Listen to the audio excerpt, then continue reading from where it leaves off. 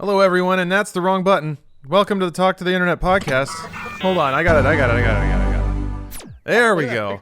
That picture of Criken that you got. Yeah, it's the most dramatic one I could find on the internet. Yeah, Criken is hustling right now. He's making some streamer bills, and you know what? We are too, because we have a fine sponsor for this podcast, which Bruce will tell you about eventually. But Bruce and I are here. We're going to talk to you because it's the internet, and that's what we do. We talk to the chat, we talk to each other, and we talk about hot tubs. Like we were just talking about. Yeah, it's impossible to get away from it. It's great. It really conservative values are back. We can't have our kids looking at girls in hot tubs, and I guess that's what people are mad about. I guess okay, so I'm gonna throw myself onto the floor and thrash around a little bit because I don't really know much about this topic because I kind of don't care. But I'm gonna say some dumb shit, and it's the responsibility of you, Bruce, and chat to correct me and tell me that I don't know what I'm talking about. That's what's about to happen. You got it, right? yeah. Right. Let's go. It is my understanding that there are two reasons that people are mad about hot tub streams on Twitch. One is that it seems to display a double standard about TOS enforcement, where some people have been temporarily banned or permanently banned for exposure or sexual content. Meanwhile, hot tubs are doing that and more, and there doesn't seem to be any problem there because it's bigger streamers getting away with it. That seems to be part one. To be part two is that people are upset about the proximity of sexual content near things that are ostensibly kids content. So a Minecraft streamer wearing a bunny costume telling kids to believe in themselves is right next to a girl leaning over a hot tub to pick up some food and jiggling all of her goodies for the world to see, and that this content will corrupt our youth, our nation's youth that must be kept pure and away from the jiggly bits. That seems to be the two natures of it. I don't know. Am I wrong about that? Am I off? Lawrence, I don't think you're wrong at all. I actually think you're right on both. Oh, okay. Yeah. So the hot tub meta, as people are calling it. Oh, no. I'm serious. They're calling that. So the hot tub meta is basically like if you are in a hot tub. So if you're in a bathing suit in a hot tub, whether or not it's a guy or girl or whatever, you're fine. You don't get banned because it's not TOS because you're in a hot tub. Does that make sense? So the context of what you're doing on Twitch, as long as, like, for example, if you were sitting in a gaming chair playing video games in a bathing suit, it probably wouldn't work. Like, at that point, you're clearly just showing off your body. Not whether or not you're male, female, whatever else. You're just showing off your body because you're playing games in a bathing suit. But if you're in a hot tub, well, that's okay, right? You got to be in a bathing suit to be in a hot tub because that's what you do. And so that is from what I understand, the hot tub meta. I'm sure there are many more nuanced conversations around the hot tub meta, but that's what it is for me. And it's an interesting thing that I don't know exactly, like, when people are like, well, just look at TOS. TOS will tell you. It doesn't tell you. Like, I have looked at TOSs 100,000 times, and I've read those things over and over and over. And sometimes TOS says, don't show male nipples. But then I'll see a hot tub stream with male nipples. And sometimes TOS says, you can't be like showing off your body in a bathing suit. But again, hot tub in a bathing suit. So it's like the TOS does not cover everything on Twitch. And I think so. I think, Lawrence, you're absolutely correct about that. And then number two, yes, of course, you are right about how it maybe a hot tub stream right next to a, like a kid stream would be a problem. However, I think on Twitch you can age gate, right? You can say like this stream is for 18 years or older. Mm-hmm. Yeah. You can mark your stream as mature, and then it won't autoplay. And you have to kind of click on the thing in the middle. Yes. So the rules are arbitrary, according to Dickie in your chat, Lawrence, because they really are. Like, well, all rules are arbitrary. People yes. make them up. There's no rules have ever I mean, sometimes in some myth, yes, rules have literally come down from on high that you have to follow. But Twitch is a system made by people, for people to use, for other people to watch. So yeah, the rules are arbitrary because people made it. They have to make it up out of somewhere. I think that's what I feel like is a weird part of. So while I think it's a bit anachronistic, I do kind of understand and empathize with thinking about a kid going to watch Roblox content and then seeing a girl shove her ass into a camera. That predicates an odd conversation that maybe a kid's not quite ready to have or whatever. But this notion that like Twitch should have 5 or 6 years ago come up with some kind of unimpeachable moral code to guide this service for all eternity that was unchanging and unevolving. That seems weird to me when the content creators and the audience will assail that every day to try to find an edge. And if you got some goodies, your edge can be showing a little bit of that. If you're really good at Fortnite, your edge is being great at Fortnite and showing that. Everyone has something about them that's marketable in terms of live streaming. So it's weird to me that people seem so utterly confounded that this situation got here, because it reminds me of like how Japanese people circumvent gambling law. You just find something that's as close to what you want, that's borderline legal, and then you either put the regulation party in the position of making absurdly specific rules that, like, outside of that context make no sense. So yeah, people are using situational streams as hot tubs to put sexual content onto Twitch, but they were gonna do that anyway, right? Yes, absolutely, yes. They're gonna get exactly as sexual as they're allowed to. And that's actually, so this sounds ridiculous, and it's because I've been on Twitch now for about 4 years. Lawrence, you've been on Twitch much longer than I have. What, 6, 7, 8 years? God, my first stream was 2012, I think. Oh, wow, man. So we're talking 9 years. And then on YouTube, I'd been on YouTube for about, let's say, 10 years. I'm still on YouTube, obviously, just not as much. So there's an inherent trust you have to have in the system, whether or not it's the judicial system or the governmental system or Twitch or YouTube. And for me, I actually do inherently trust Twitch more than I do YouTube. And there are lots of reasons, and it's not because I hate YouTube or whatever. It's just more of like, I trust Twitch because the people that I've talked to at Twitch, people that actually work for Twitch, seem more reasonable generally. And that's not because the people at YouTube that I talk to are also very reasonable, but I've often got, as YouTube gets more commercialized, I've often got the conversation, there's nothing we can do on YouTube. Whereas Twitch is a little different. Twitch has been like, no, you know what? As long as you do stuff as long as you're reasonable about it, then you're okay. And I think what you said, Lawrence, is an interesting edge case about like somebody in a hot tub with a bathing suit. Now, the difference is if they're just sitting there in a bathing suit in a hot tub, whatever, right? And the audience will do with that what they will. But if they're shoving their ass in the camera, like you said, then there might be a problem. And to me, that's where it becomes kind of obvious. And the reason I say that is because the TOS, specifically on Twitch, says that when you're playing a video game, if there is a sex scene or if there is nudity, it's okay. However, if the streamer constantly calls it out and replays it and zooms in on it, it's like, oh, tits, like whatever, then they could get banned for it. And that to me shows a little bit of somebody being reasonable, Twitch being reasonable. Is that like, well, we understand there's going to be nudity or whatever in a video game. Not a big deal. But the fact of the matter is if I'm like, for example, if I'm in a hot tub, I'm sitting there and I'm like in short shorts and I'm like zooming in on my dick and pointing at my dick and be like, dick, then I could probably get banned. But if I'm just sitting there fucking talking to the chat like you do on Twitch and, writing my name on a floaty or changing my bathing suit or whatever, then no big deal. So that's kind of where I see the nuance. I don't know if that makes any sense. It does. I think what that leads to though is like there's two paths. There's two wolves fighting inside of you. One path is that Twitch goes like the standards and practices route of TV, where they say you can only have cumulative 30 seconds of nipple, male or female, combined in your stream at any time, regardless of the stream length. Or it's like for every hour of your stream, you're allowed 5 seconds of screen time of nipple.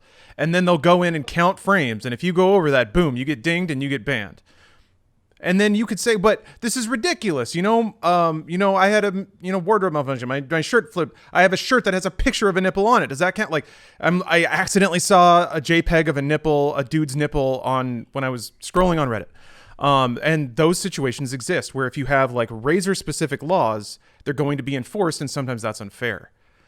The situation we're in now, Bruce, the situation you describe, where the law or the TOS describes intent. And to judge that, you need a human being. That's right. And it's going to be a different person making the call in not every circumstance, but in particular circumstances. So that leads to the TOS seemingly enforced arbitrarily. One person makes a judgment call there, another one does there. And then somebody who's really mad about it will bring up those two things and say, look at how unfair it is. You can't have it like 100% consistent, but also allow for the flexibility to govern a human system with flexibility and compassion. So that's kind of what I see is Twitch, I think, is taking the more nuanced way, which does open up some weird edge cases that don't make a lot of sense. Somebody posted an interesting comment in your chat there, Bruce. Gusty Ninja said, Twitch is open to 13-year-olds, but if a 13-year-old would start to do hot tub streams because they see other people doing it, that is not legal. I think there's a judgment call to be made there too. That's certainly an uncomfortable thing to think about, but that's kind of flawed logic. Gamers have been there's the age-old thing of like, if kids play violent games, they'll go out and kill people, and people that like video games have spent years turning their nose up at that logic. Yeah. So there's a lot more complication there, I think. Also, not to mention that a 13-year-old ostensibly has parents that would at some point be aware that their kid is setting up a laptop pointed at a hot tub. Maybe not. Maybe not. Yeah. Yeah. We don't actually know that, but I mean, like, again, reason would dictate that probably if this person has a camera, internet, a computer, and a hot tub, there might be a parent somewhere floating around there that would know what's going on. So I know what you're saying, Lawrence. Yeah, but it's not that that's a social safety net, because we all know that you can't, in 100% of situations, you obviously can't rely on parents to be totally aware and have a moral center and even be in the home or what have you. But holy cow, go away. Sorry, there's just an ad. I don't know. It's tough. I don't know that the people who I think are justifiably confused at the way Twitch handles this situation, I don't know that they'd necessarily like the alternative.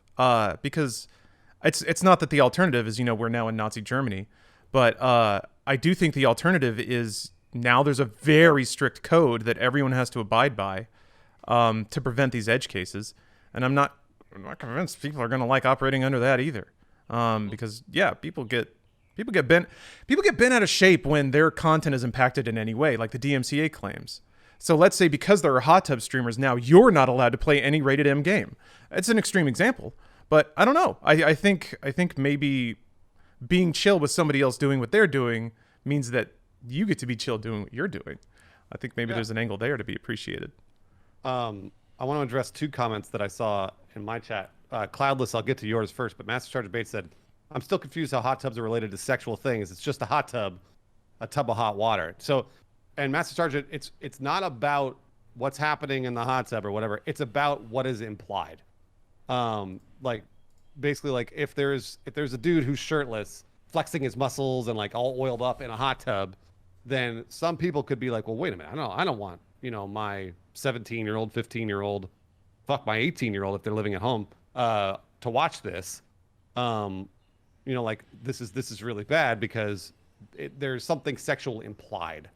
And again, this is sort of where reason jumps in and says, well, wait a minute, are they doing anything sexual? Are they out there like humping the water or, like licking their fingers and like doing really overtly sexual things? Or are they just sitting there talking to chat? And that's really the question. I don't know. I'm not sure. By the way, no, Criken is not here. Are you sure? He may. Well, somebody was like, "Is Criken here?" He may join us. Yeah, he's out hustling for cash right now.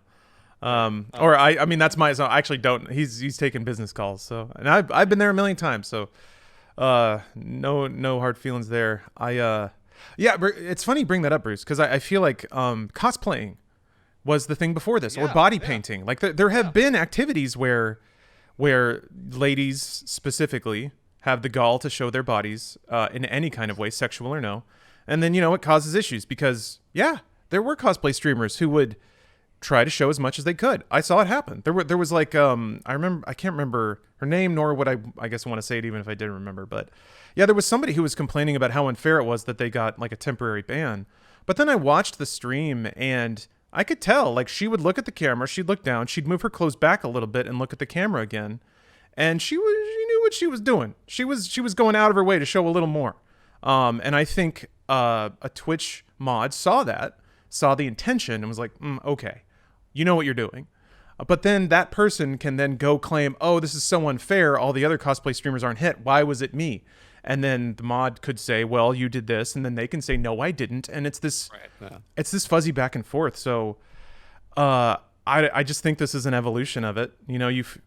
This is it's the human race, man. It's so fascinating how people will like knock at a system until they find an angle. And then once one person finds it, boom, it blows it open for everybody. And now Twitch is kind of stuck in the middle, having to figure out how to navigate it.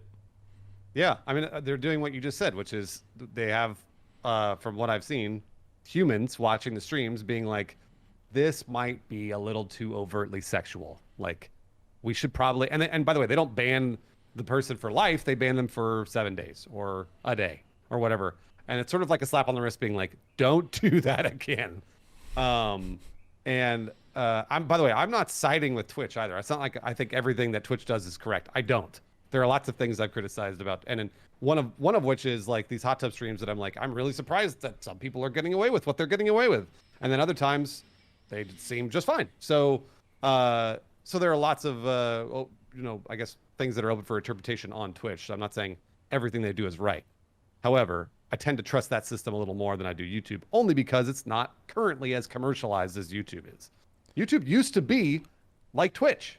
When we were making content for Funhouse and Inside Gaming, we could do whatever the fuck we wanted. Those thumbnails, like blurring out porn and shit, like we did all the time. And that stuff lived on YouTube for years up until Adpocalypse, basically. And then Adpocalypse changed everything for YouTube. So there could be that may happen on Twitch, but I think Twitch is trying to avoid that. So, yeah, it's the. I guess in that regard, it's great that you bring that up, Bruce, because in that regard, it's really unfair of me to kind of, I don't know. I have this air of like I don't understand why people don't get that this was coming, but I'm coming from a perspective of being in media creation and knowing what that environment is like and understanding the absolute competitiveness of it. Let's say that you're a streamer who's working really hard on what you do, and then somebody next to you is working just as hard, but they're also in a hot tub. Sometimes you have to play the game a little bit. You have to give people what they expect. Not necessarily. They may want it, but if they don't click on it, they'll never know that they wanted it. So there is an angle of just kind of, it's half playing the game and half putting what you want out there. Yep. It's kind of what it feels like. So Bruce, do you think Twitch is going to get to YouTube status in like 5 years? Absolutely, it will. I mean, it's inevitable. Because what happens is eventually these platforms, whether you like it or not, people watching, they live on ad dollars. And when advertisers don't want to have their family-friendly products living next to a streamer in a hot tub, then they dictate the content you watch on Twitch. It's just the way it goes. And it's going to happen. I just don't know when. And truthfully, like the DMCA stuff that was coming down that's been happening the last year or so, I've been saying that it's going to be happening like that on Twitch for years. I've been like, this is not going to live forever. It's going to go away. And I don't know what'll stop it, but it's going to get stopped. And DMCA was stopping it. A lot of like media share stuff. And like you said, people just putting on a whole Kendrick album. Yeah. Or just like a whole season of a TV show. I would watch some WoW players and they would be grinding or whatever, and I get it, it's boring, but yeah, there would just be a little window of like Netflix rolling or something. I'm just like, how do you? Wow. What's crazy is once somebody does that once, they start to feel like those are the rules forever. That's what gets me. Is you thought that was okay? All right. Man, I had something banked up and now I've lost it. Well, I can go back because there was another comment that I got from Cloudless who was saying, and this is a kind of a different topic, but it's the same, which is like, if let's say you're 15 years old and you go and you click on a stream that says, don't click here unless you're 18, and then you click it, does that absolve the platform of any guilt? And usually you know what I'm saying? Like, a younger person gets into an age-gated stream only because they clicked a button. What happens is, the reason platforms do this, and I can speak to this because I've talked to standards and practices from all of these places, YouTube, Twitch, and when I was on television, and basically the way the standards and practices work usually is they will say, as long as we have a defense to give to a judge. Mm-hmm. So if we took this whole thing to court, if we said there's a 15-year-old that clicked on a stream that was obviously for 18 years or older, but they clicked this button, and the judge says, what do you have to say for yourself, Twitch? And Twitch says, we put the button in. And this person knowingly lied about their age to get into a stream. And the judge says, you got it. Twitch is innocent. So that's what they need. You just need some sort of defense to say, like, Twitch tried. Mm-hmm. You got to demonstrate that you took some active effort to prevent this from happening. Yeah. I mean, every one of us, I'm sure, did this when we were looking at porn and we were under 18, and it was always like, don't click here if you're under 18, and you're like, yeah, click the button. But again, you lied. We're all 18 today. Yeah. But you as a person lied. So if you click that button and then your parents sued, they would bring you into court and be like, well, were you 18? No, you weren't. You lied. So you were the one who did wrong. Yeah. Does it ethically absolve Twitch? There's no ethics in business. I mean, maybe if a company's small enough, it can be ethical, but once it gets big enough, the ethics of an individual human just get erased. It doesn't matter anymore. Now we have a series of laws that try to compel our companies to behave as ethically as we can expect them to. But again, I don't think it's an ethical issue. The where Twitch has drawn the line is no more sexual than you'll see in any average advertisement. How many times have you seen a woman in a bikini in a hot tub at the beach enjoying a Coca-Cola, enjoying a McDonald's cheeseburger? On the paper, the nature of what they're doing is not bad, even if the trajectory of it is. And it's up to Twitch to draw a line somewhere, and they've drawn it right about at hot tubs. So I don't really see I don't see a problem with advertisers, coming to Twitch and seeing a girl in a hot tub. They might be confused, but I guarantee you that individual advertiser has probably produced something racier than that at some point in the last 10 years. Actually, the sexuality in ads has dipped a bit, I want to say, in the last 10 years. Social justice up to their old tricks. But it seems weird, but fine where it is now, I think. But so, you know what? Watching people play video games is weird too. I guess I struggle to see. I guess I do struggle to see the real problem of it. Now, actually, wait, I forgot there is a mystical third option, that Twitch should be for video games, and this is not video games. Well, that's not a real thing. No? Twitch could be whatever you want. Oh. Like, Twitch isn't. We don't own Twitch, Lawrence. Amazon does. Oh, but no, Bruce. We stream on Twitch, which means they owe us for Twitch being big. I mean, there are some people who believe that like the content creators are the ones who drive the engines, so they should be the one to say. I mean, the irony there is the content creators are the ones in the tubs, making money. So they're saying that too. But yeah, it's an interesting thing to think about. I don't know. Look, shit changes, man. That's kind of where. That's just at the end of my thinking is just like times evolve, and people are going to find ways to be horny. Our culture is evolving in addition to Twitch, because Twitch is getting bigger and bigger every day. So as it gets bigger, then they have a harder time cracking down on whatever it is on their platform, and so then the rules become more muddied, and it just becomes harder to police. And that's what happened to YouTube. Like, YouTube got bigger and bigger and bigger until eventually they were just like, all right, well, you know what? Now we got to be really strict. And so that's what's going to happen to Twitch. Twitch gets larger and larger. I'm glad you brought up Twitch is for video games and the creators drive the engine, not Amazon. That's not true. It's just not like, and if like, I guess on the best day, I will say that Twitch is a symbiotic relationship between creators and a business. And on the worst day, I will say, no, Amazon absolutely owns whatever you're doing here. So if you want to go do something else on another platform, go do it. Nobody's stopping you. And that's just, unfortunately, that's true. Like, you could go to DLive, which is the, streamer platform powered by cryptocurrency. Go do that. And then at that point, okay, well, you left Twitch. Hey, good for you. I'm glad. And then DLive will be the small thing that like sort of builds up eventually. And then if it gets really popular, you know what's going to happen to it? Yeah. Yep. Yeah. So, I don't know. So to me, it's all about the symbiosis of the creator and the business. And I'm more about that. I'm more about trying to make that relationship work, less about being like, Twitch is what I want it to be. And if it's not, fuck them. Like, that's not me. I know that's not the way I work, and it never has been. So, yeah, I can't. I'm trying to think about an example of a media network that scaled past that point of having multiple revenue streams and multiple audiences to talk to, but everything was still loosey-goosey, easy peasy. I can't think of one. I guess Tumblr feels like maybe they were cruising the longest until they had their porno crackdown. But even then, man.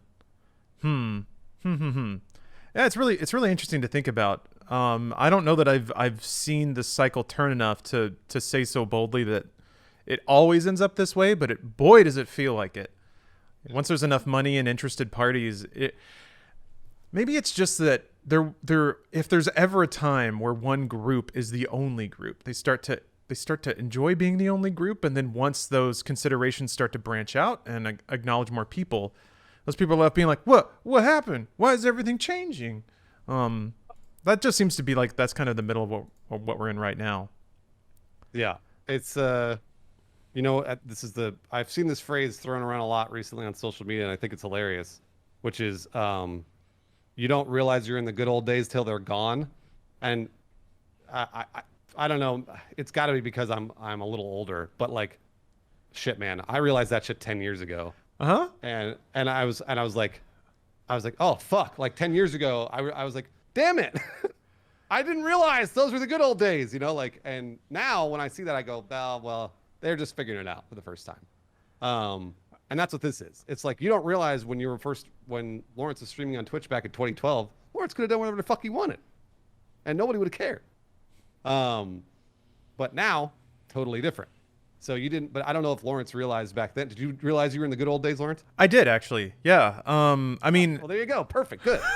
I used to edit demo disc, and when you would give me notes to like make the blur smaller, and then we got away with it, I was like, okay, these are. I was already like, oh boy, this is not gonna last. The second YouTube sees what we're doing, and the thing is, guys, think about this. That was the major view driver for our entire channel. Was a show that, while it was an amazing show, and Bruce deserves a lot of credit for the concept and the framework of that show, it had fucking porn in it at the end, and that's how you get people watching to the end. It's not rocket science. It's more about like who can think of it and execute it well. Yeah, I remember in the back of my head thinking like, oh my gosh, we're scaling our entire business off of censored porn, basically. And it worked, and we could get away with that at that window of YouTube. I wonder how that would work now. Probably not at all. You'd have to blur the entire frame, which is still funny, really, but it doesn't work. I mean, but also there are other things that do work. So like I can't give you a good example on YouTube because I don't know. I haven't been making that content in a while. But there is something that is right on the edge for what the censors will catch, and you put it up, and then you see. Like you find out, like if YouTube, because that's what we used to do with demo disc. You would cut it, Lawrence, and then I'd throw it on YouTube just to see if they caught it. And then if they didn't, I'd be like, great, we're good. And then it would go live. And then if they did catch it, then I'd be like, okay, I would guess as to what I thought was bad and be like, okay, Lawrence, I think it's probably this blur. Let's just go through and blur the rest of it. to be safe. That would be the fix. Mm-hmm. And that's what everybody, and that's exactly what the hot tub meta is.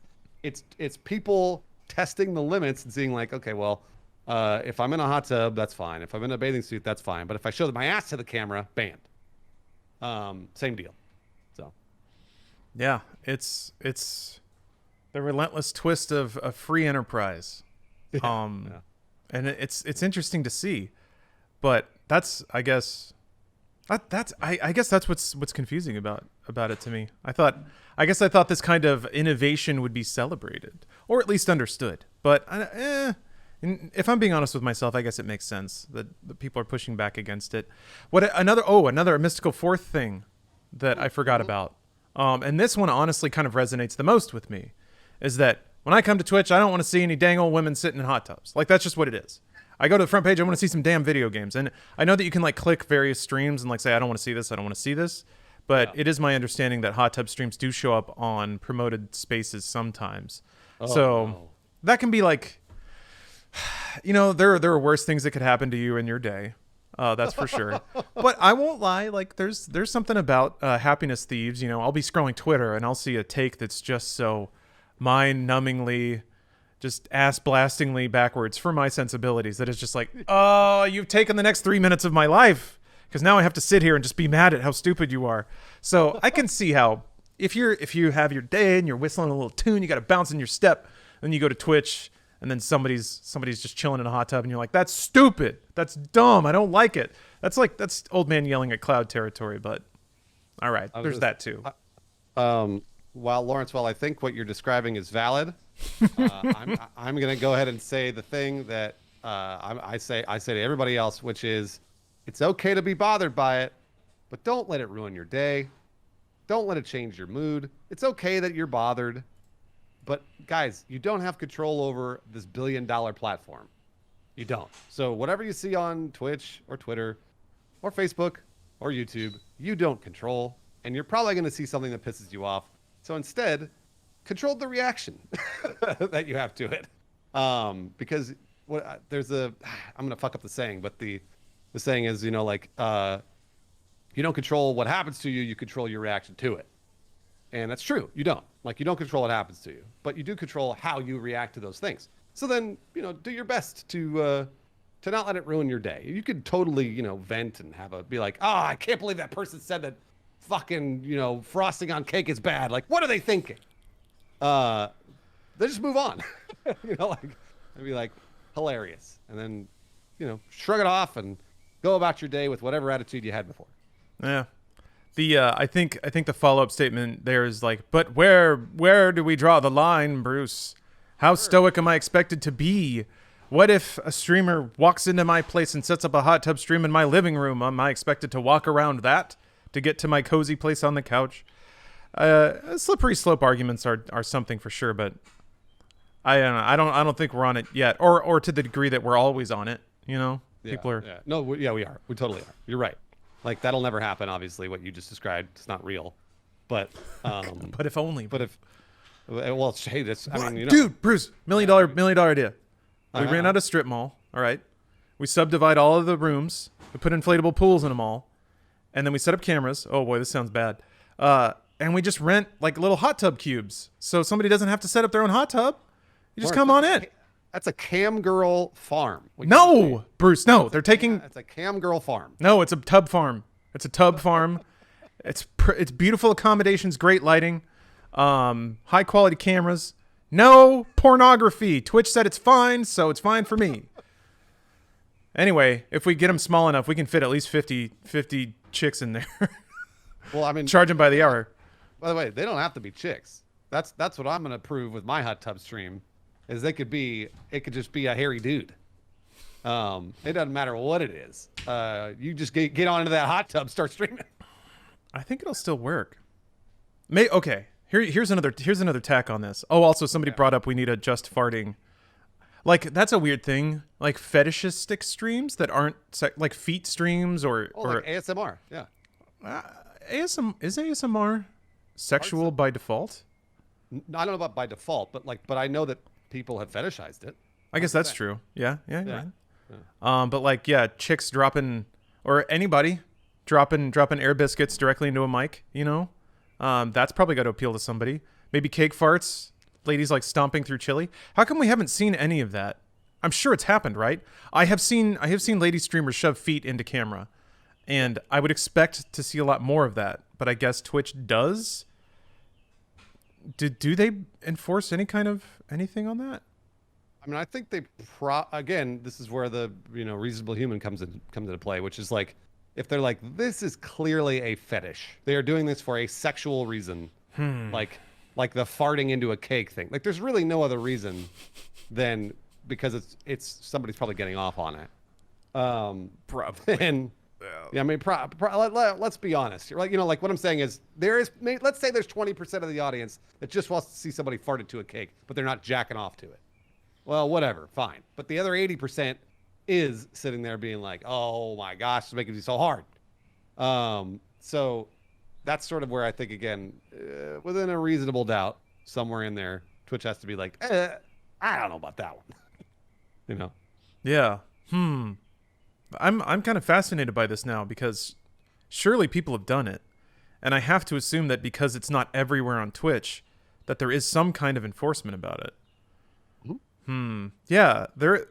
Yeah, Pop-Tart says Pop-Tart Kitty says there's a fetish for everything. Yes. Yeah, there is. So I would think that a live streaming site like Twitch would have a whole thing, just like a back room with a curtain over it, where all of those streams go, where it's not overtly sexual, but they're, this is the realm of fetishes, of like women like rubbing a steak on their face just for an hour straight or something. It's always women doing weird things.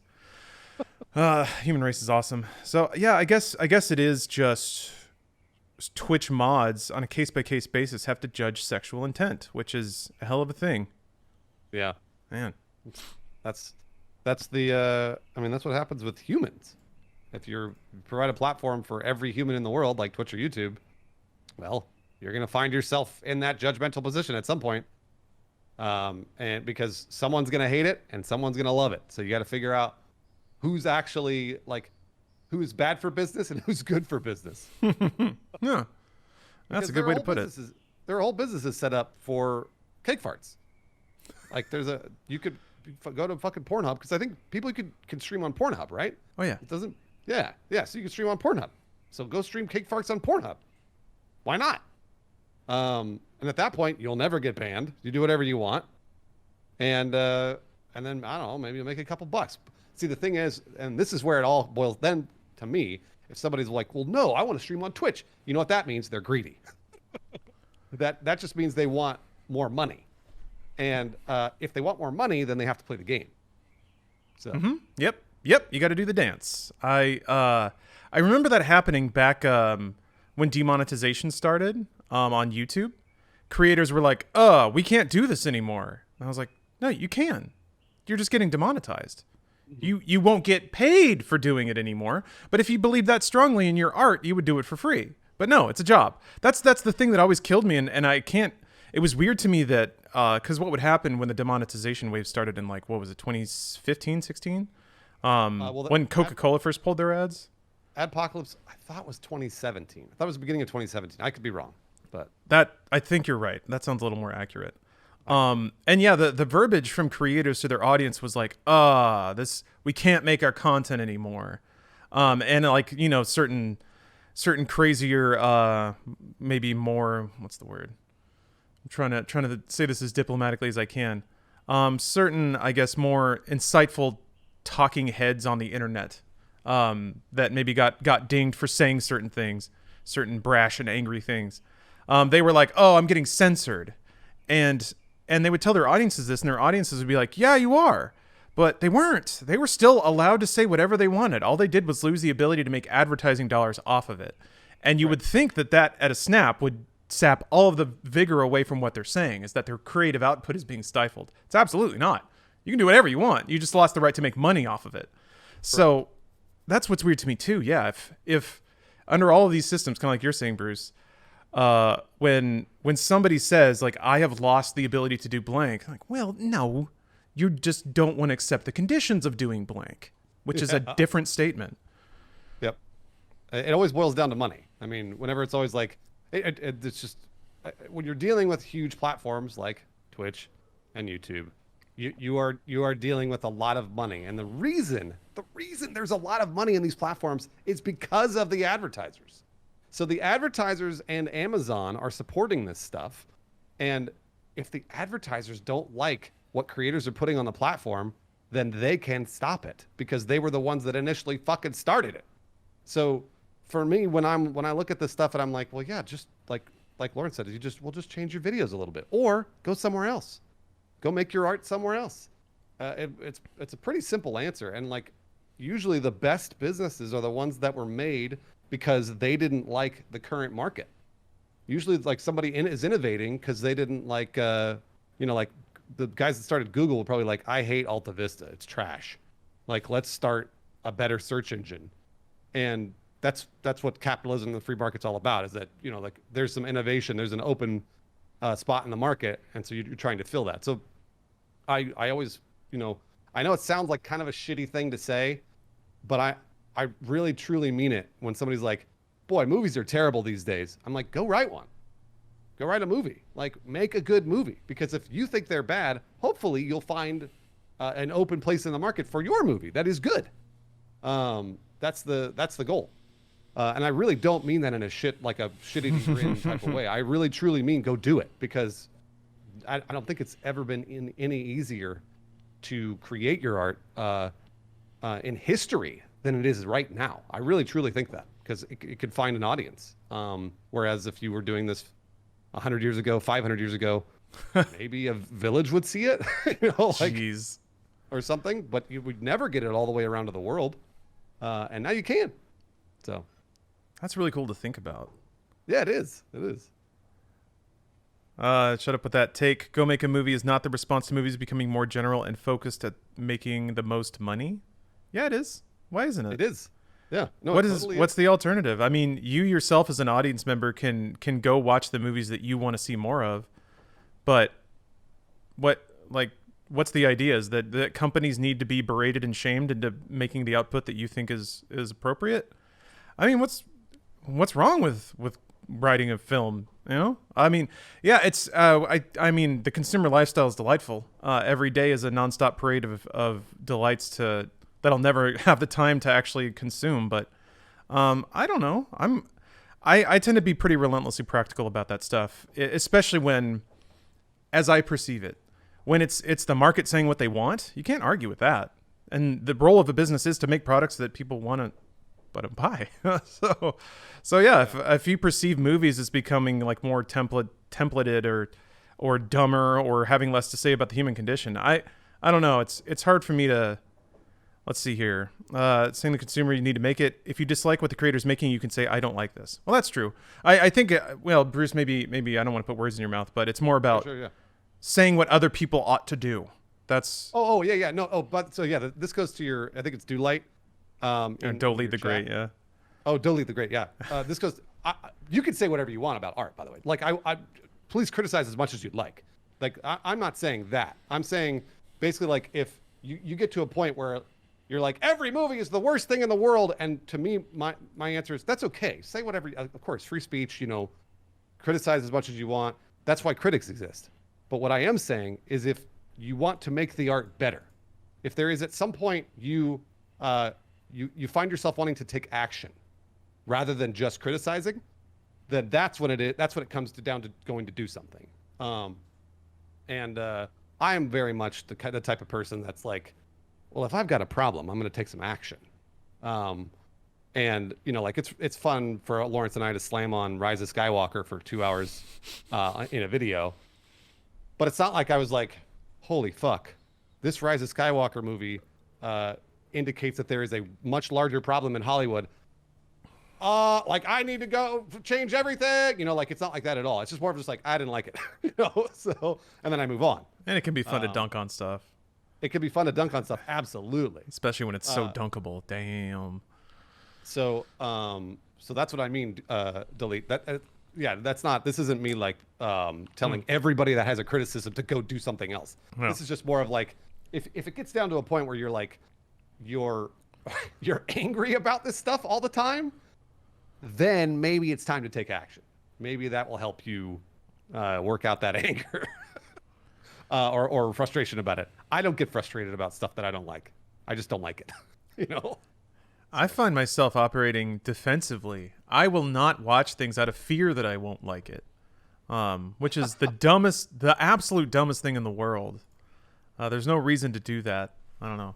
I think it's the first step towards being being that kind of old person that just closes everything off. You get your heart burned by one bad album and you're like, bah, no more. I will go back and only listen to the 10 albums I know are good for the rest of my life, and then the sting will no longer reside on my heart. And then you get old and disconnected.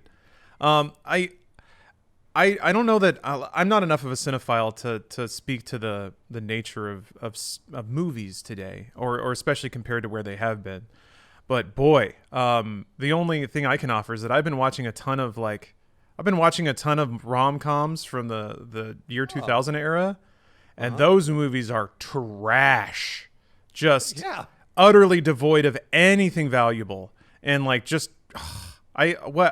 I got 5 minutes into a movie called Mantervention, which may be one of the worst things I've ever seen.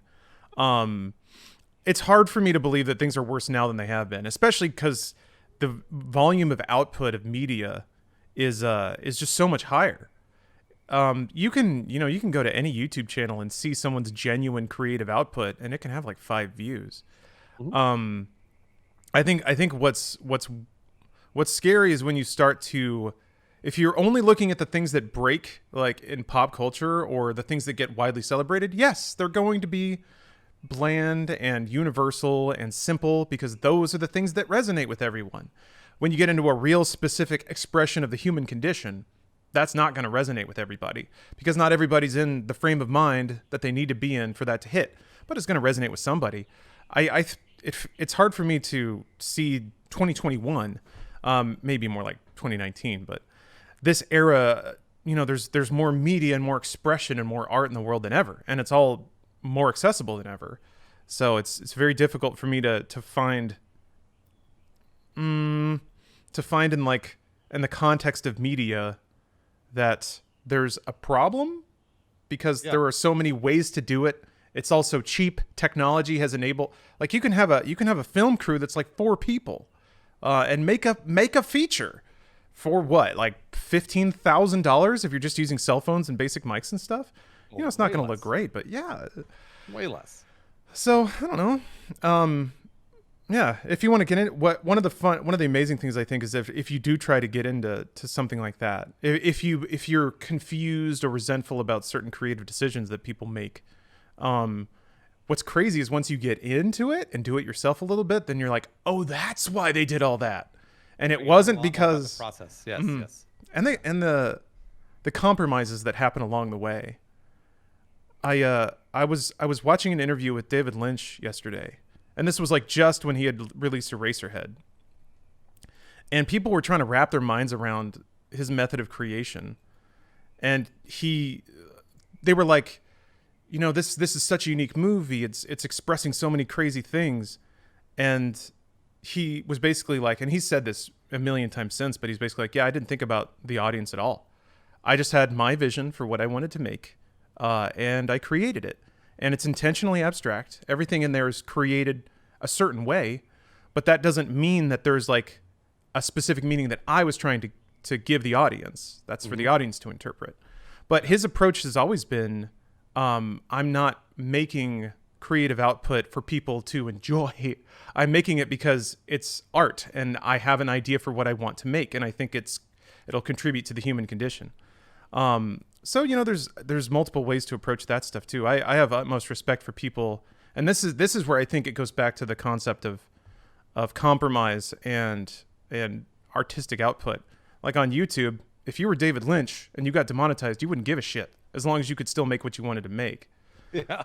God, what was it? There was a great quote, and it was a different interview. I don't know why I'm so stuck on David Lynch's interviews, but he was being approached to direct Empire Strikes Back, I think.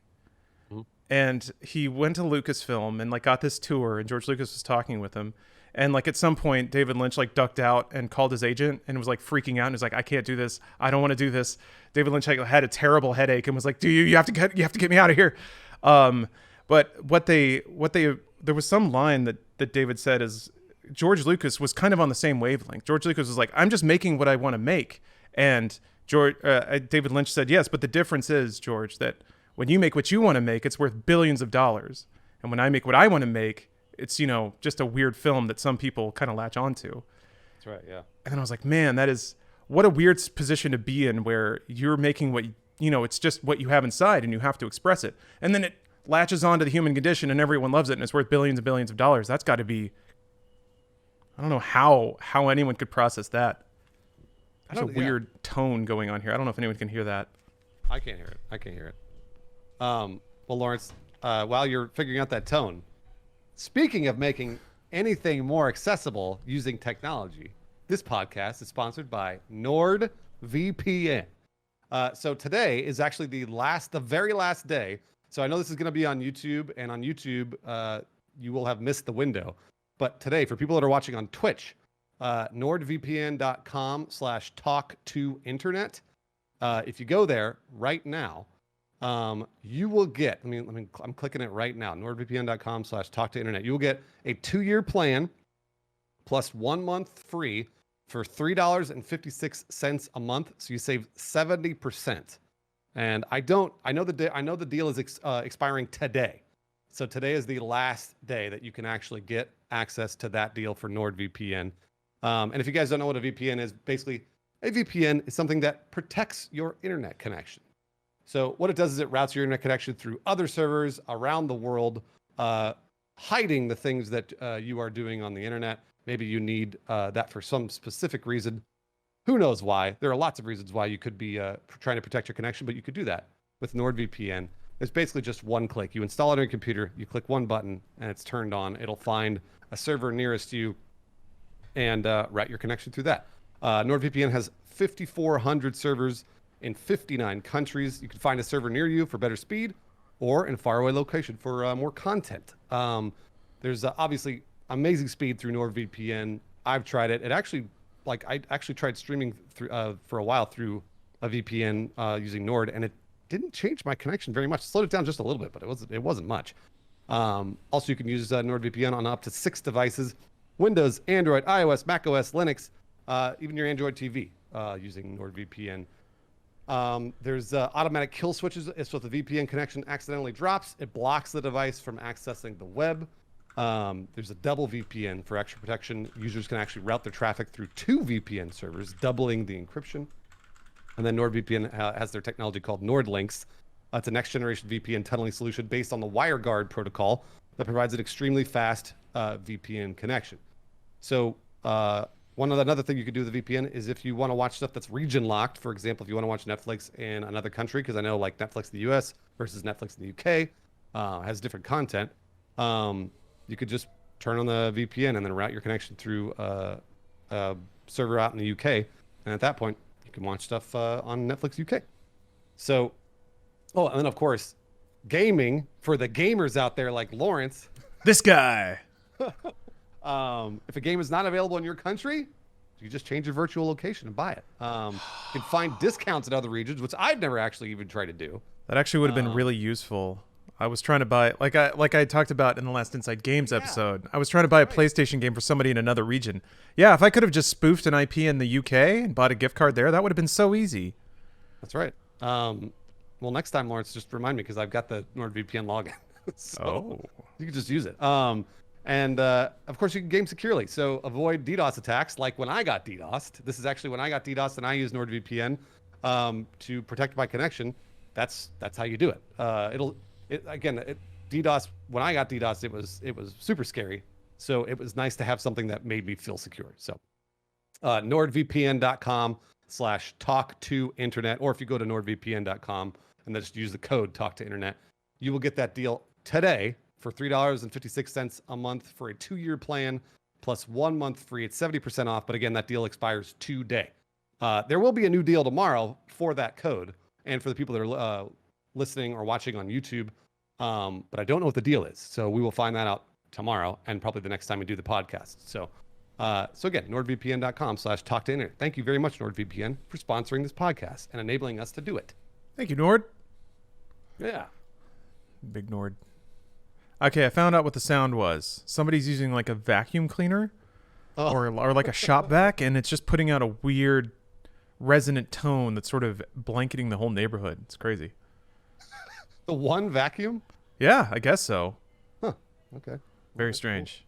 Although, man, there's a lot of birds out and about. Maybe it's just because it's spring, but man, they're chirping and flapping all over the place. It's wonderful. I'm not complaining. But just in terms of in terms of neighborhood noise, that's the most I ever hear. It's pretty idyllic around here. There's like bird chirping, maybe a little dog bark. Do you still have construction next door all the time? Oh yeah, no, they've been building a house for an entire year. Like that's just across the way. I mean, like they literally tore down. So what happened was on my birthday last year, which is August 12th, I watched them tear down a house. So they literally tore it down, like it was a house and then they all the way down to the ground. And I was like, all right, well, let's see how long this project takes. And we are almost now at a full year because we're in May. So we're June, July, August. We're about 9 months. And the house is up. I still hear sawing and drilling and hammering, but they've done most of the big stuff I could see. So the house, nobody's moved into it. And I know it doesn't look like they're anywhere near it.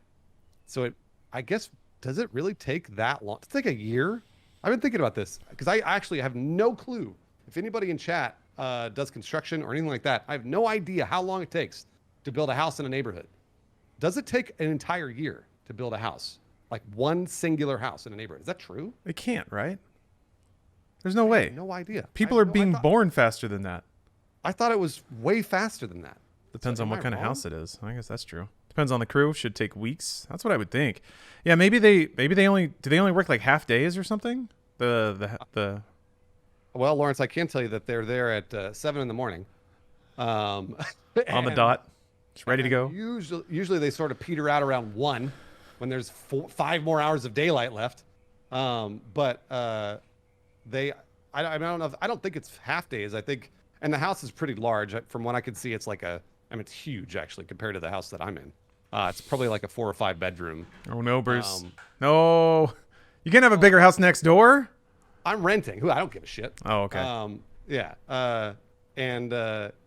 It doesn't, to me, it's definitely larger. So it's 2 stories. It's probably like I said, 5 bedroom, whatever. So is that normal, chat? Was that like any architects or? There's some people saying the permitting process. Somebody here says, depending on permits, contracts, and stuff, it could take longer. I work for an engineering firm, and we still have projects in progress since 2017. It's wild. Depends how fast the money is flowing. Yeah, you gotta file a lot of permits for that helipad in the backyard, I guess. The underground bunker. Can you tunnel? You can't tunnel under your neighbor's property, right? The property rights go down and up. Because it'd be pretty sick to have like a bunker that's tunneled under your neighbors. That's a really good question. I would assume no. Yeah, I think that's not good at all. That's trespassing. But if it's underground, they'd never know until their house falls into a sinkhole or something. Well, also, it's like, I was going to say, it's like fracking. You might like fuck up their house and then it falls into the... Hell yeah. Drilling for oil underneath them or something. Bruce, this is what you could do. All right. You just have to knock a hole into one of your rooms, one of the ones you don't like. I mean, let's be honest. The streaming room, we only see the back half. So you could take the front and just bash a big hole in the floor. Drill through your do you have a slab? You know what? Don't tell me. Whatever it is, just get through it. You might need to rent some heavy duty equipment. And then you just start tunneling and you go right under their place. And and then when they keep making racket at 7 a.m., you just keep, every time you get woken up early, you go in and you dig out a little more dirt. And then eventually that house is just going to fall into a big pit. And you're gonna be living fine. You're gonna be sleeping like a baby. What happens if they catch me? I'll definitely go to jail. They can't because it's underneath the house and they won't know. It'll just fall into a pit and no one will know why, and no one will probably follow up and investigate any part of it. Okay, all right. I don't think there's any way they can find a tunnel back to your house and all the shovels and digging equipment you have. Yeah, I was gonna say, at worst, they never discovered me. At best, I have made an entire house below their house. Yeah, you get a free house. I can live in anytime I want. You can tell your landlord, you know what, landlord? Forget it. I'm not paying you any more rent. And then you move into the house under the house. And then you're living for free. You could just never leave.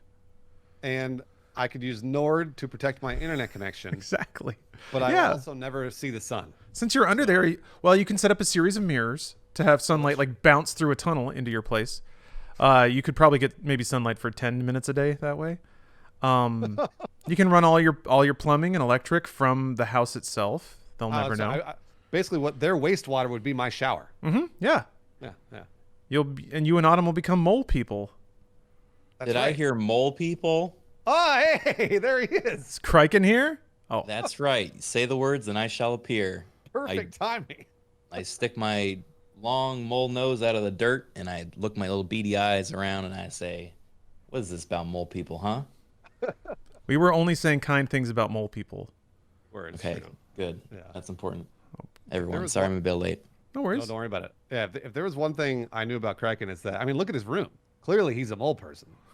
Like, it's only lit up by lights. I don't know what sunlight comes into that room. Oh, it doesn't. I have the highest grade blackout curtains possible. They used these back in the war days. And let me tell you, nothing gets in or out, okay? I live in a bubble. All right. Well, that's one of these. I do like seeing Criken. Sometimes I'll occasionally see Criken out in the sunlight. And I see him squint. He's like a vampire. Yeah, no, that's not actually me. That's a body double I hire to be me. All right. If you notice, whenever we go inside, then there's like a lag, and I'm usually wearing different clothing and come back out from behind like the bathroom, and I'm like, Bruce, that. Yeah, it is me, Criken again. Oh man, Criken, you missed our hot tub discussion. We talked about the hot tub meta for the first 45 minutes of this podcast. Were you guys considering getting in on that? I'd watch that. Oh, Or I'm be definitely in the hot tub. You know, I'm almost guaranteed that I will be doing a hot tub stream, but I'm just trying to figure out how to do it and to make sure I don't break TOS. That's important. right? So that was that's what we talked about. I need to buy you some real nut hugger shorts. The ones where like what I can only presume is just a mass of outrageously thick and virile pubic hair would just be exploding out of it on every side. Still fine. And virile pubic hair. Oh yes. Ooh, Bruce is a hairy guy. I'm a way shot too of hairy. coffee in the morning. Just the Yeah. Good morning, Criken. I also like I want to make sure that I don't have a dick print. You guys know what the dick print is. Just don't be hard, dude. I don't want. Is No, that it's like not. when If you wear something tight enough, you'll see the. Oh dick yeah. Nah, if you're soft, it's just a Play-Doh mass. There's no definition there. It's like a Resident Evil zombie. Yeah, it's just a squishy lump. It depends how tight the pants are. I know what you're talking about. I've been there before. Sometimes, sometimes it presses up against it. It might be a hot day or something, and then you never know where your garbage is at any point in time. Your garbage might be shifted one way or the other, or pointing straight. Who knows? I don't know what you do down there. Then you might see the dick print, and then that, to me, I bet that would probably be TOS. I would imagine. But it's going to be underwater. Imagine. Yeah, the bubbles cover that's it. That's true. the point. That's the meta. And the water like refracts and it makes things look like they're not where they are. So if Twitch says, "Hey, we saw your dick," you could say, "No, it was the light. Trick of the light. That was the trick of the light. It's an illusion." Yeah. And then they have to let you do it. There's no arguing that, man. As soon as Criken shows up, we start talking about dicks. We weren't talking about dicks the whole time. I didn't bring it up. Bruce This is was all the you first one to bring it up. I know. Criken, how could you? guys. Look, I have that effect on men. I don't know what to say. I don't know. I love the idea of trying on every like Twitch gimmick like a vest, but the problem that I've come up with is I don't know how to properly play a sweet video game from a hot tub. You don't have to. You don't. There is no such thing. But I don't want to waste any time on Twitch not playing video games. Oh, okay. All right. Well, then that's important. Play a Switch, and then you do a bit where you drop your Switch in the hot tub, and you're like, "Oh no, Oh no! People got to buy me a new Switch. Tee hee. Hit up my Amazon. That's actually what I actually need a new Switch. I wouldn't say this is the meta, but several years ago, I was in a voice call with Tomato, myself. Obviously, I was in the call, and my buddy Zyke, and we were doing like a Google Hangout and like streaming it. and we're all just like chilling, having a good time. And my buddy Zyke was like doing a whole bit where he was like playing the Hamilton theme and like dancing and like singing. We're all like, oh, he's being so goofy. And then for some reason, whatever got into him, there was like a spirit that possessed him, and he was like, he put on this one track that wasn't from Hamilton. It was like this dramatic, like kind of national, like rising tune, and he like goes one by one to each of us in the call, and he's like, Criken, are you gonna let your dreams be dreams? And I'm like, no. And he's like, Tomato, are you gonna let your dreams be dreams? And he said, no. And he waits, and he hears the drop of the song, and as soon as the song drops, he's got, by the way, an American flag tied around his neck, so he's got like a cape of the American flag. And as soon as the song drops, he throws his headphones off and leaps out his window. Whoa. Cool. Is Because it open? he lives on the first floor and it's open. And so he like had already planned out this maneuver. However, it wasn't open enough. Oh no. So in this clip, you can see him like he clears it with his first half of his body, and then he hits his bed because it's his bed up against the window, and his butt bounces up and just shatters the back of it as his legs disappear out the back. And we're just in the call going, oh no, oh no, Oh, like I just no. witnessed the death of my friend. I'm freaking out. And then like a few moments later, he climbs back in, and he's just like so embarrassed. And Oh man. so we ended stream, and apparently all the viewers went and they bought him a new window. Oh, so, that's nice. you know, that's what I'm saying, man. Lawrence is, you know, either a window or a switch or even a hot tub. If you break it on stream, they legally have to buy you a new one. So you should take advantage of that. That's okay. All right. Slight complication. It's good to know this, Criken. You've empowered me and my creative dreams, but it is my understanding that you can't transfer Animal Crossing villages from one Switch to the other. So will Twitch? They would all die. They would all drown in there. Yeah. Well, maybe. Right next to your dick. Oh, yeah. Thanks, Bruce. Thanks for that. That was a worthwhile addition to the comment. I don't want to think about any of my villagers being near my dick, but I appreciate that. Maybe the frog. Anyway, if can I also expect that Twitch chat would buy me a new Switch and a copy of Animal Crossing, and then also create a village and make it exactly like the one that I had, weeds and all, and then deliver unto me that Switch with all save files perfectly paired with where my Switch used to be. Is that what? Well, if we've learned anything from Twitch Plays Pokemon, it's that, you know, given enough time, viewers can do anything. So yeah, as long as you don't mind waiting like, you know, a couple millennia, I think they'd probably get about that exact copy of your Switch and get it back to you. I'm on a timetable here. I have to keep ignoring my Animal Crossing village. I haven't played the game in about 9 months, but I still think very fondly of it. So I'm making that Twitch's problem. I think very fondly of it as well, but I'm never going to touch it again. Like, I'm scared now. I can't get Are you back scared? Because they're all going to be angry and there's going to be weeds everywhere. So actually, fun facts. I remember looking this up when the game first came out. The old games would have your villagers be absolutely livid with you if you didn't come back. This one, they tried to temper it a little bit. They're not quite that. They don't guilt you as much now. They don't guilt you as much, but I would recommend everyone go back and look at the original like world reset dialogue from the original Animal Crossings, because that was fucked up. That was like traumatic. Basically, a villager would beg you to not delete them. If you're like, oh, you know, my parents said I have to stop playing Animal Crossing, I got to wipe my village, and you go and like do that, they literally are like alone in a room with you, and they're like, please, if you do this, I'll cease to exist. And like they just hit you with that out of nowhere. I don't know why they did that. I wish that they had not only done that, but then when you press the delete button, that it shows their character like go away like Oh, they found it. Like they get that Thanos snapped, or they disappear and then they scream. Like there's a really high pitched, terrible scream as you click delete, and then they get faded away into digital existence. This is the window jump, by the way, if you want to watch this real quick. Yeah. Oh. I put on pants for this in chat, found it. Don't look at the blinky lights if you're not able to look at blinky lights. I love that he's ready. Yeah, I would turn up the volume too. Oh. To hear the, Okay. You give up on your dreams? Oh man. Sucks. Oh Good for him. God. No. No. Beautiful. Absolutely beautiful. That's what happens when you don't give up on your dreams, though. Yeah, good for him for committing to the bit. I like that a lot. He commits all right.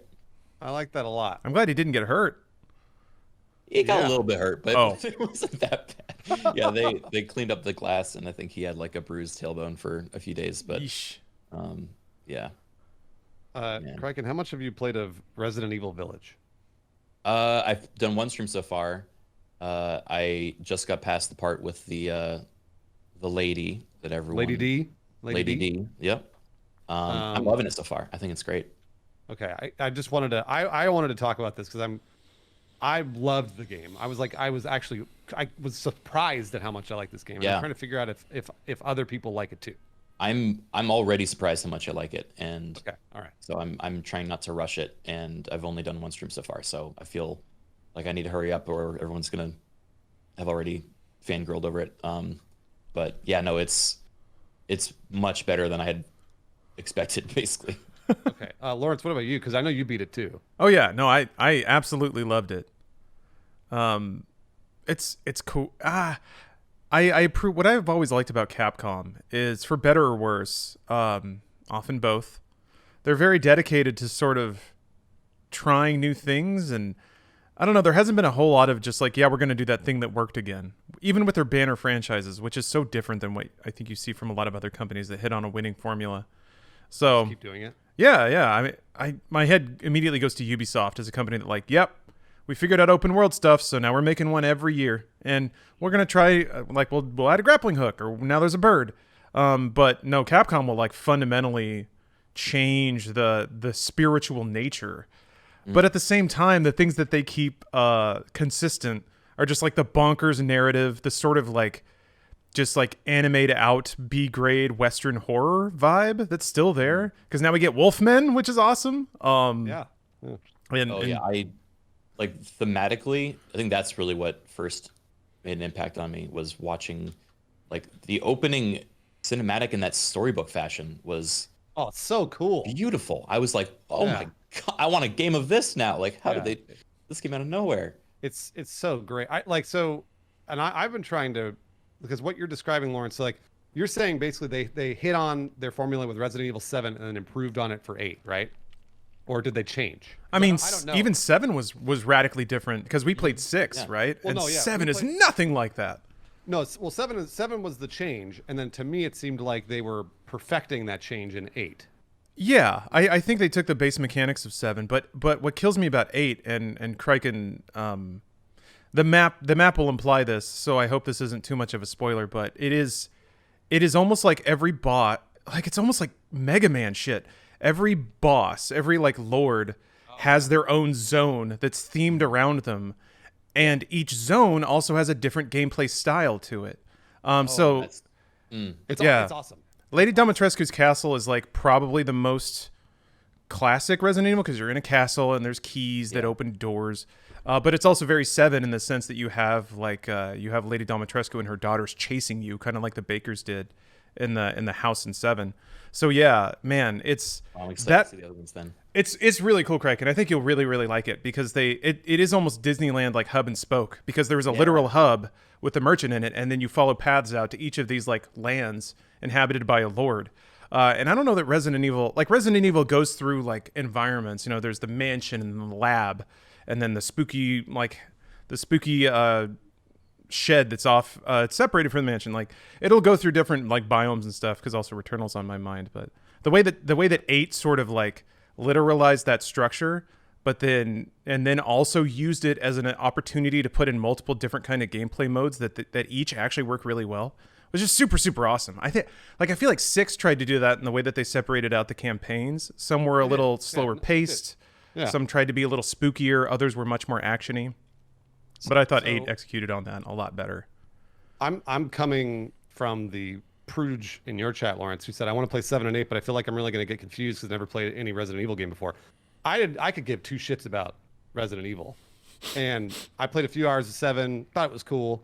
To me, it was like a PT copy, and I was like, I get it. Like, it's great. I think it was neat, but I didn't finish it. Resident Evil 6 is a joke. Like, we played through it, and it's an absolute joke. 4, I remember being good, but I haven't played it. I've touched it in years, so I didn't give a fuck. So when I played Resident Evil Village, I was like, I'll play the first 3 hours. It probably won't hook me, and then I'll move on. And I played for the first 3.5 hours. I'm like, fuck me. And as soon as I was done, I was like thinking about what the game was. Because like Lawrence said it, again, hopefully not too much of a spoiler, but like it breaks out into a bunch of other worlds. And normally that's a video game trope. I've seen that 100,000 times in video games. It's not anything unique. But the story and the gameplay got me to think about what the other environments were. And I was like, what else could they do here? Like, what other things could they throw at me that felt just as good as Lady D's castle? And it might be a trope, but I will say it is, I think, my single favorite trope in video games. Which is a lot to say, but the first game that really like I vibed with was Banjo-Kazooie and Banjo-Tooie, and that game is composed of these different worlds that you go to and are all themed differently and feel totally different. I mean, gameplay wise, they're pretty similar, but they have different conceits based on the worlds you're in. And that blew my mind. That was like the way that you could do world building, and have, a pirate world next to a haunted mansion world and have them totally self-sufficient, was like, crack to me as a kid creatively. So, Disney's, all about that stuff, right? And Disneyland and all that. So, well, movies are too. I mean, if you think about franchises like Star Wars, you got the desert planet, you got the winter planet, and you got the forest planet. I mean, it's the same, like it's a very, again, it's a trope, but it's not a bad trope. It's just a trope. Yeah. I was just so impressed with the pacing of Village.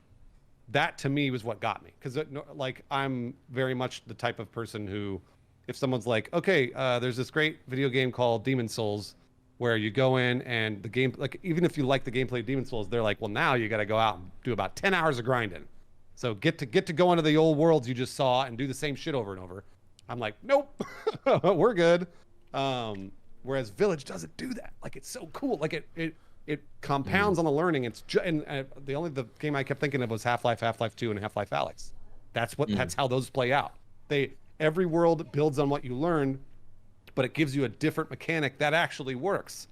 And I don't know if Lawrence, you probably know this better than I would.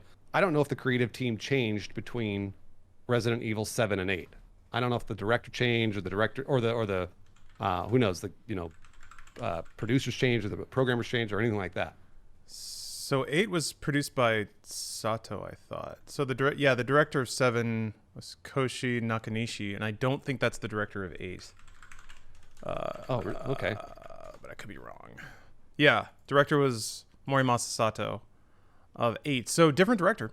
And I don't know much about the rest of the team, but yeah, it's pretty cool stuff. I haven't actually tracked the development of either of those games very much, about like the talent behind them or the decisions they made. But now I'm curious because Bruce, it's awesome to hear you bring up Half-Life, because that was the sense I got too. Half-Life is really cool because 1 and 2, you play like a day in the life of Gordon Freeman, and there's no disconnection. You start on the train, and then you flow through all these environments like you're on a roller coaster. And you go from the labs to like sewage tunnels to frozen laboratories to topside fighting army guys to back underground fighting a giant mutant tentacle. And it's all this just like really cool series of environments you roll through, and it feels supernatural, and it feels like just an awesome ride. And 8 totally has that sensibility. You roll through all these environments, and it's always pretty clear about where to go next. And each, like, again, with that hub and spoke design, I think if you go to a theme park, what I really love is, ever since Stephanie brought this up about Disney engineering, is thinking about eye lines, about what you can see from any given perspective. Yeah. And Disney World is fantastic because every time you're in one of the areas, you can't see any other one. And there's always like, that World of Warcraft room that's like a loop with a big column in the middle that you have to like kind of loop through to get to any big city. Yeah. That's just there to break eye line. It's also there for like loading textures and things like that. But it makes it so if you're like in the castle, you can't see outside because then it would like create this mishmash of environments and stuff like that. A lot of video games have a room like that, like a sight breaker. And 8 has a lot of that too. You'll go through like a twisty cave and then you'll come out in this like new environment. It's like a gradient to where you're going. And it's just, yeah, it's just so smooth. And it definitely has that like that Half-Life Dark Ride sort of feeling where you're just like, yeah, bumping along the way. Like, look at that. Wow, that's crazy. And there's always something going on. The only instance in 8, Bruce, that you talked about is where like you get a new tool and then it takes you back to the village. And then you can like go and open some things you couldn't open before. Sure. Yeah. But that's mostly for like treasure. Yeah. It's treasure. Yeah. So to me, it was just like basically you could unlock better weapons if you wanted to by going to get that treasure and like fooling around, which I wanted to, by the way, because I was like, the gameplay is great. So like I loved shooting the guns. I loved learning those new mechanics and those new weapons. So as soon as you get back, you're like, all right, well, what does this new shotgun do? Like I'm excited, you know, like, and I was just surprised to see that in Resident Evil. I was so surprised because everything else that I've played from Resident Evil, apart from 7, has just been very video gamey and not at all like a cohesive story. And I'm not going to spoil anything for you, Criken, because you got a lot ahead of you. But at the very end of the game, that's when they throw all the lore at you, and that's when I was like, oh, all right, you know, haha, funny, weird shit happens here. This person does this. And they're like, wow, this doesn't make any sense. But since the game is so good, it got me thinking about it. It got me going like, well, wait a minute. What about if Chris does this? Or what about if blank does this or whatever? And before I thought it was stupid. And now this game has got me excited about it. So I thought that's why just generally all the way around for me, it's been probably game of the year so far for me. But yeah, no, it's great, Criken. You're going to love it. I am very excited. I'm probably going to play it again. Man, my fucking week is fucked. Maybe, whenever. Yeah, as soon as I can, I'll let you know.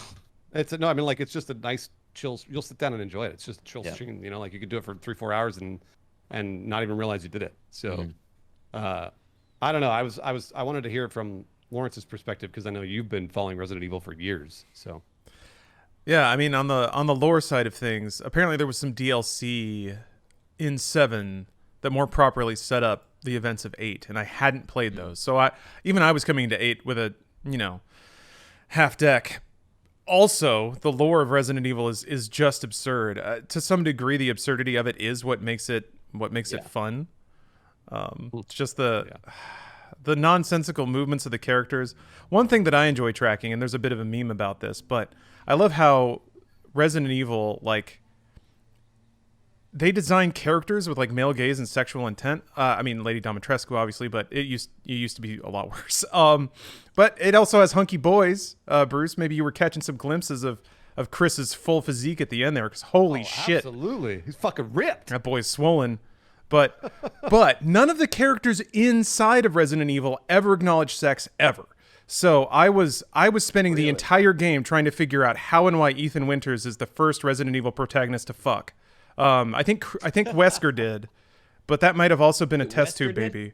Well, Wesker has a kid, according to canon. Wesker probably fucks. But he probably injected his cells into some fish that grew up into a human or something.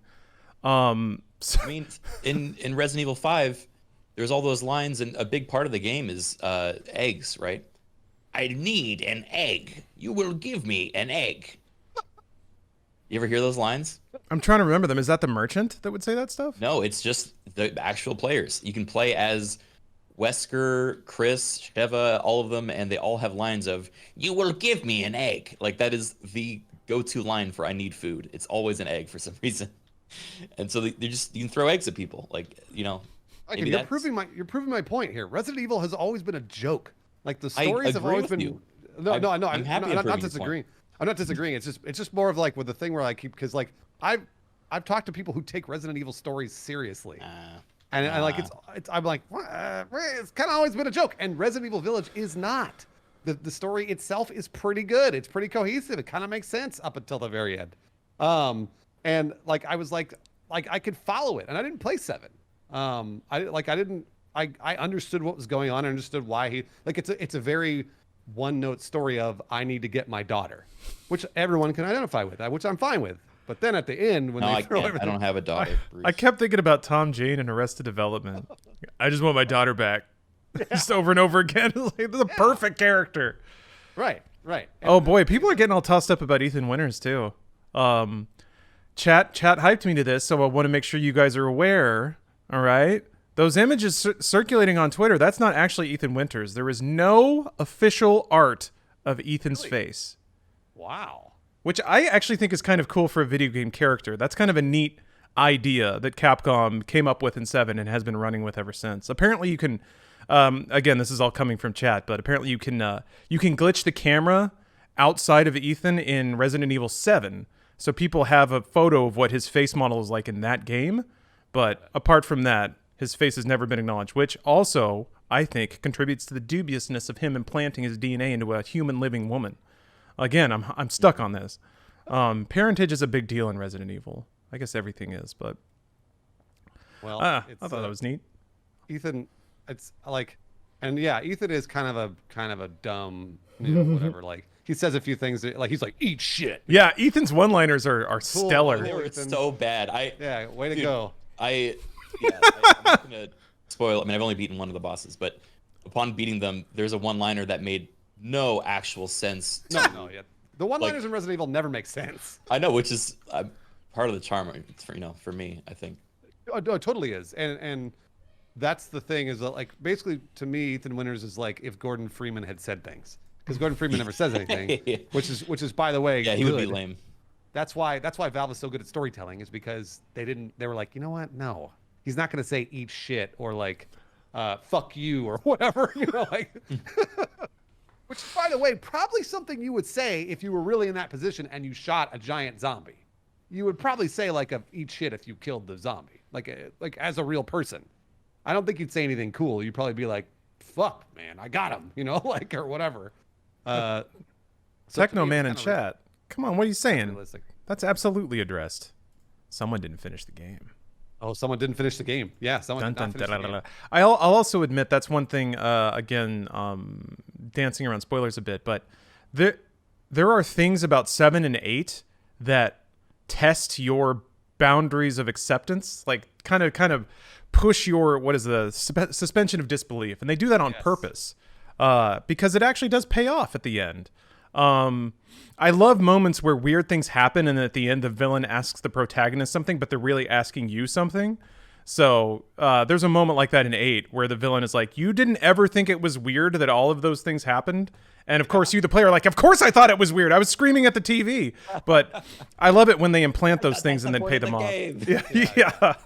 Yeah. It's really, and that was really like, yes. I'm not gonna spoil anymore. I can't talk to you anymore about that. But Lawrence, you're absolutely correct. And damn it, I wish I could say the one thing that I wanted to say, but I can't say it.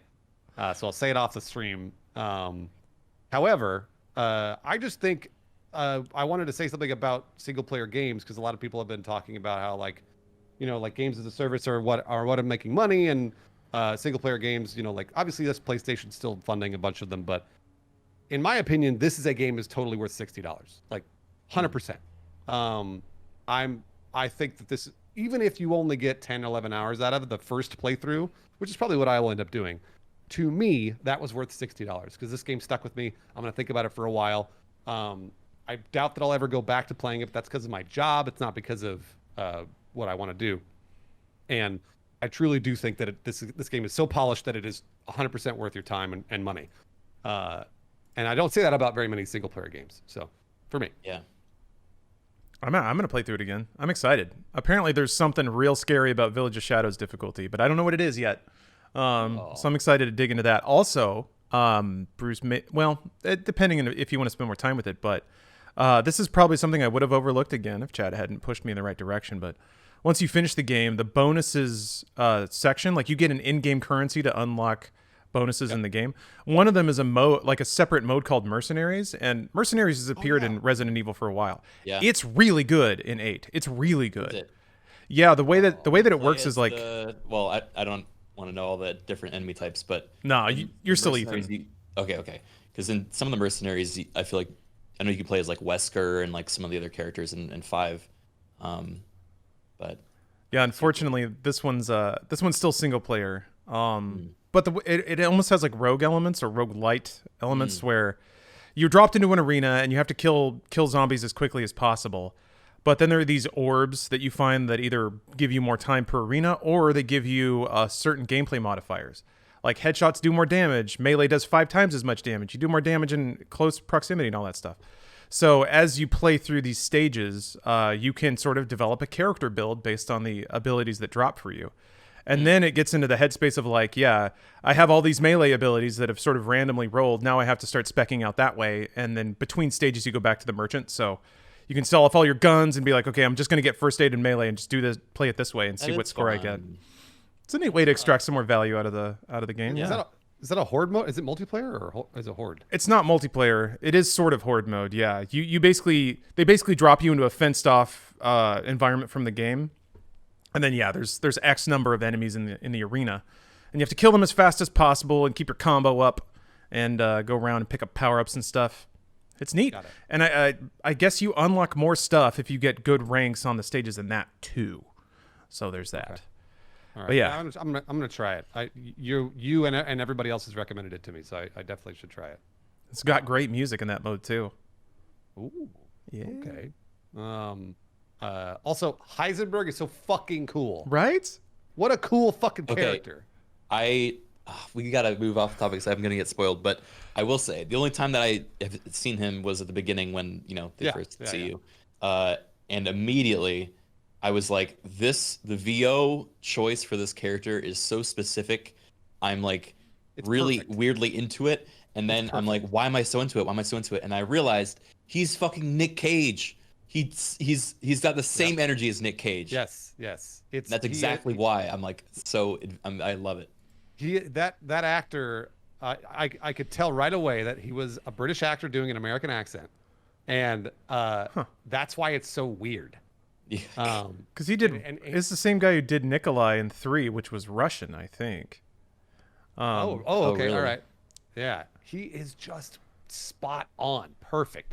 Obviously, the character design is great too. So all the credit goes to the producers and developers for that. But the voice actor does a fantastic job of like making you like this guy. Where like the other characters, like they're fun.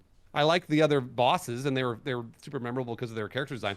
But I liked Heisenberg, and I liked his voice, and I liked the way he talked to you. And there's just something about it that they hit the nail on the head for that character. Oh yeah, you're right. From the UK. Good call, Bruce. The reason I know that is because he sounds like Heath Ledger doing the Joker, where he talks like this. Yeah, kind of hits the R's a little too hard. Yeah. Whenever he says an R, he Which- goes R. That's almost maybe that's part of the Nick Caginess of it. True. Yeah, Wow, I hadn't thought about that. That's a really good observation. It's because British actors, or at least from what I've seen, British actors don't produce. They don't say R's. So so when they have to say R's when they're American, they have to say American. Like, oh, got it. Yeah. So he's just so good at it. Heisenberg's just so good at it.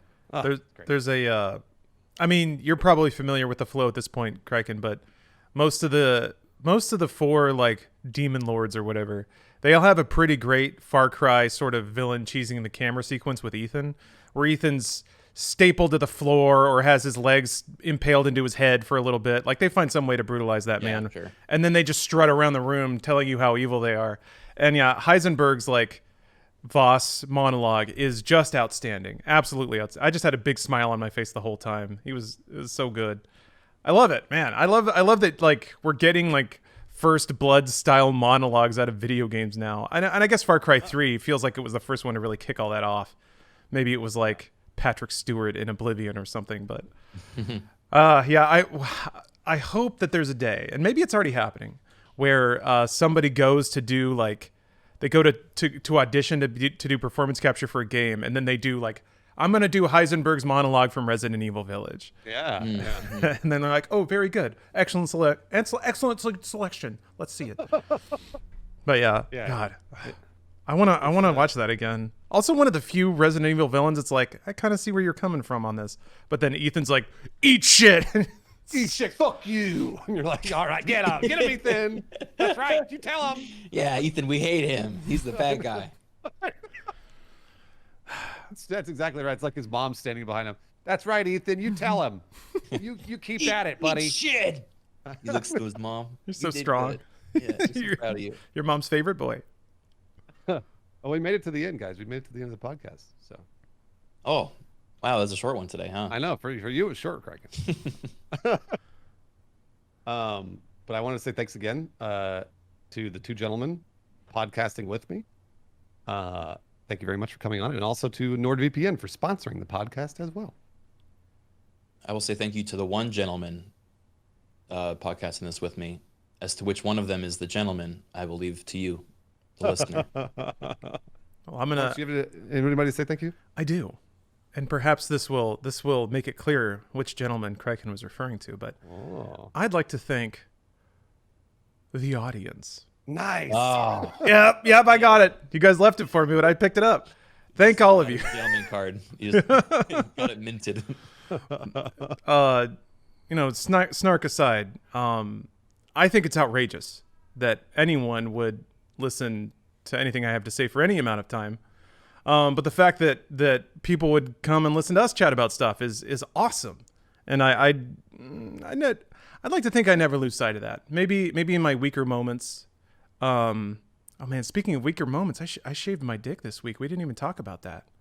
Well, we'll tease it out for the next podcast then. Wow, I can't wait to talk about that. Yeah, there were some misadventures. There were some nicks. It was an ordeal. But that'll have to wait till next time. Now that's a cliffhanger. I bet you really want to tune in for the next one now, huh? That's a dick hanger is what it is. It's gonna be refreshing the page, waiting for it to pop up. Bruce, you streaming after this? I'm not immediately, but I will be streaming tonight. I'm going to be opening up some old Pokemon cards and then giving them away because I can't wait to do it. This Pokemon card shit, I love it. I've been collecting cards since I was 9 years old. So I'm so glad this shit is back because I can finally do it as a job. Criken, how about you? What you got going on today? I got a bunch of stuff. I'm in a D&D show in about an hour, and then I'm streaming Kenshi at the end of the night, doing an interactive show in that. Also been playing Minecraft on a new server that we just launched with all of our buds. That you guys are welcome to join if you want to. It's a modded Minecraft experience that is it's been pretty fun. So if you want to get in on that, I can shoot you the details. I've been watching it, and it's super cool. Yeah. I'm the rat king in mine. I have been raising rats to What a surprise. take over the server. Hey, look, I didn't set out to do that, okay? I had planned to do anything else, and basically, as soon as I logged in, they're like, look, there's a rat mod. They handed me this stuff for it, and they're like, all right, on your way. And I was like, all right, guess this is my life now. But, hey, I'll take it.